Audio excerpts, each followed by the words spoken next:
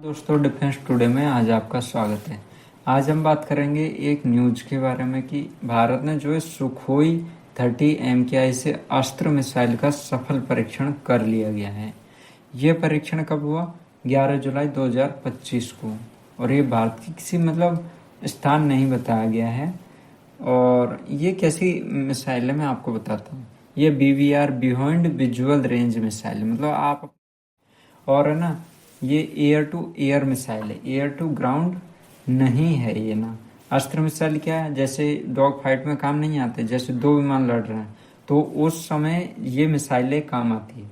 जैसे भारत का राफेल है, भारत का सुखोई M30 क्या ये और तेजस है, जैसे विमान यदि लड़ रहे हैं और जो है उस समय ये मिसाइलों का यूज होता है। एयर टू एयर में कॉम्बैट करने के लिए मिसाइलें बहुत अच्छी है। अब अस्त्र मिसाइल क्यों महत्वपूर्ण है?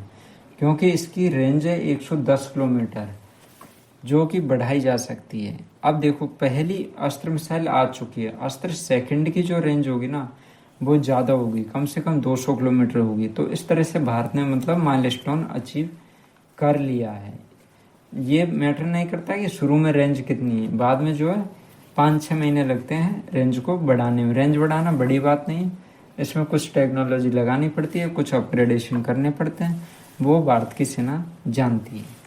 तो इस तरह से भारत के लिए उपलब्धि है। स्वदेशी मिसाइल है, दूसरे देशों से मंगानी नहीं पड़ेगी और जो है कितना भी उपयोग आप कर सकते हैं और कितना भी प्रोडक्शन कर सकते हैं और किसी भी विमान में अपने में लगा सकते हैं और कितनी भी संख्या में। ये भी एक बड़ी बात है। इसका जो वजन है 160 किलोग्राम है और इसका जो मार्गदर्शन क्या है, कैसे चलती है, रडार होमिंग तकनीक से।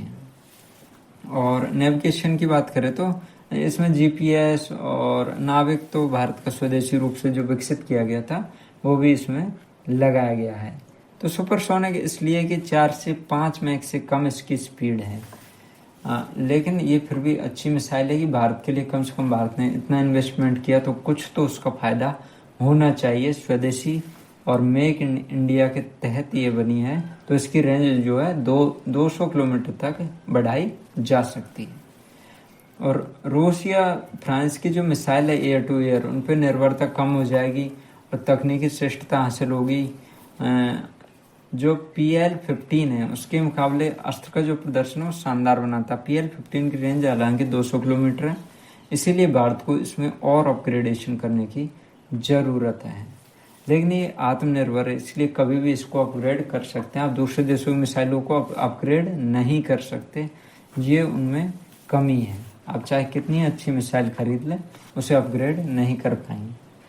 तो सैन्य निर्यात की संभावना कैसे? अस्त्र मिसाइल का सफल जो प्रदर्शन है ना, अन्य मित्र देशों को भी निर्यात कर सकता है और अपनी व्यापार इंडस्ट्री को भी बढ़ावा दे सकता है भारत इस तरह से।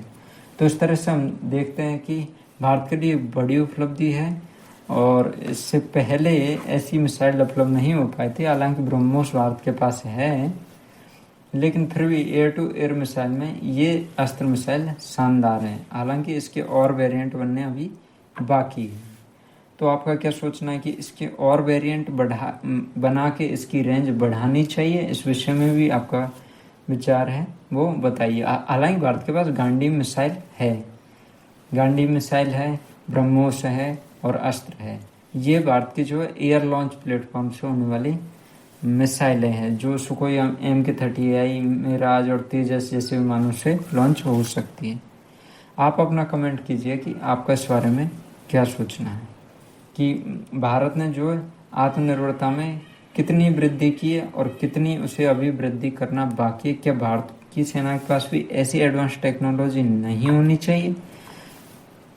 धन्यवाद दोस्तों। और